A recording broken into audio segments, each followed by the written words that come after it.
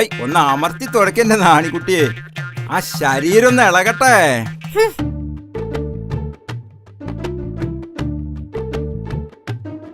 നാണിയോട് ഞാൻ പറഞ്ഞിട്ടുണ്ട്, പൂമൂത്ത ആണുങ്ങൾ ഇരിക്കുമ്പോ അവിടെ കയറി തുടക്കരുതെന്ന്. അങ്ങനെ നോക്കി ഇവിടെ അടിയും തുടങ്ങി നടക്കില്ല.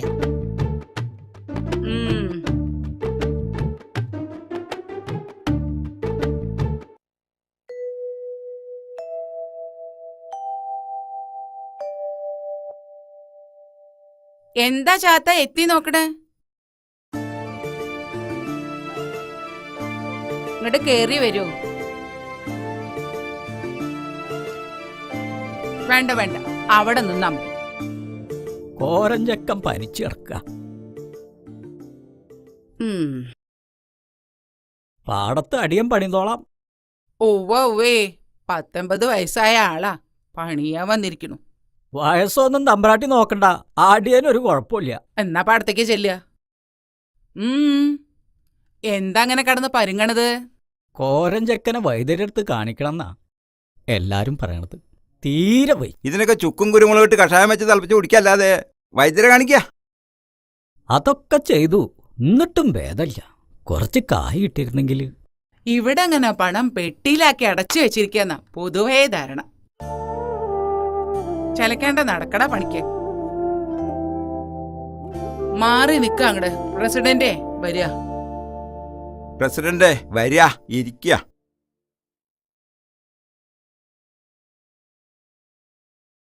ഇരിക്കുക. ഇത്തിരി സംഭാരം എടുത്തോളൂ.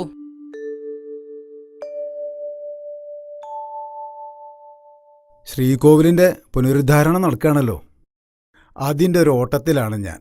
ഇവിടുന്ന് ഒരു സംഭാവന കിട്ടുമെന്ന് പറഞ്ഞിരുന്നു. അതിനെന്താ, ഇല്ലെന്ന് എത്ര വേണ്ട അതങ്ങോട്ട് പറഞ്ഞാ മതി. 1000 ഉറുപ്പിക എടുത്ത് കൊടുക്കുക. അത് മതിയാവോ പ്രസിഡന്റ്? ഭഗവാന്റെ കാര്യത്തിൽ പണം എത്രയായാലും അത് വാരിക്കോരി തരുമെന്ന് എനിക്കറിയാലോ. ഉപ്പ് കൂടിയൊന്നാവും. എന്നാ ഒരു 2000 ഉറുപ്പിക എടുത്ത് കൊടുക്കുക. ആയിക്കോട്ടെ.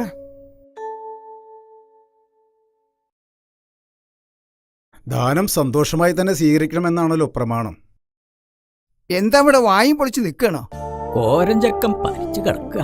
മനുഷ്യന്റെ കാര്യത്തിനേക്കാൾ കൂടുതൽ ദൈവത്തിന്റെ കാര്യത്തിലാണ് ഇവിടെ പ്രാധാന്യം. അല്ല മാഷയെ അമ്പലത്തിലേക്കൊന്നും കാണാനില്ലല്ലോ, തിരക്കാവുമല്ലേ? എനിക്ക് തിരക്ക് മനുഷ്യന്റെ കാര്യത്തിലാ.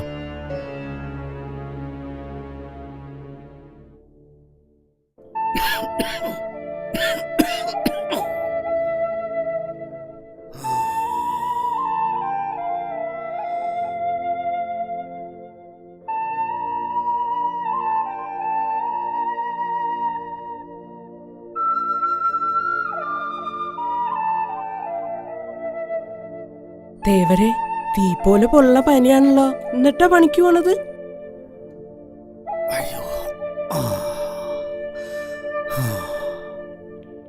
ചായ അടിച്ചോളി.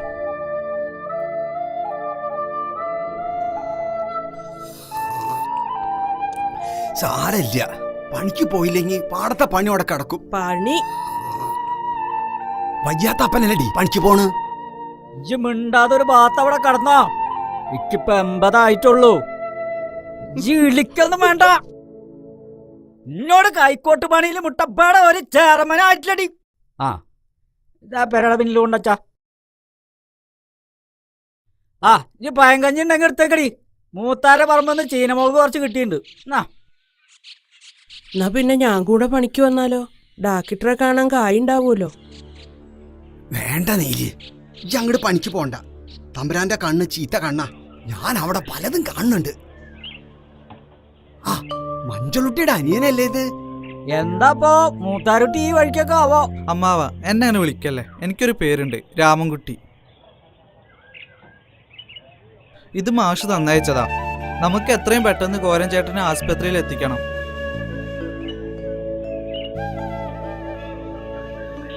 കുട്ടിയെ, ഇക്ക് പണിക്ക് പോവാൻ നേരായി. അമ്മാവ, ഇത്രയും കാലം നിങ്ങൾ തമ്പ്രാക്കന്മാർക്ക് വേണ്ടി അധ്വാനിച്ചു. ഇനി കുറച്ച് വിശ്രമിക്കാം. കർഷക പെൻഷൻ പാസ്സായി വരൂത്രേ. എല്ലാം മാഷ് പറഞ്ഞയച്ചതാ. അപ്പ മാഷ് പറഞ്ഞാ പിന്നെ അതിനൊരു എതിർവാക്കില്ല. നിങ്ങൾ ഇനി പണിക്ക് പോണ്ട.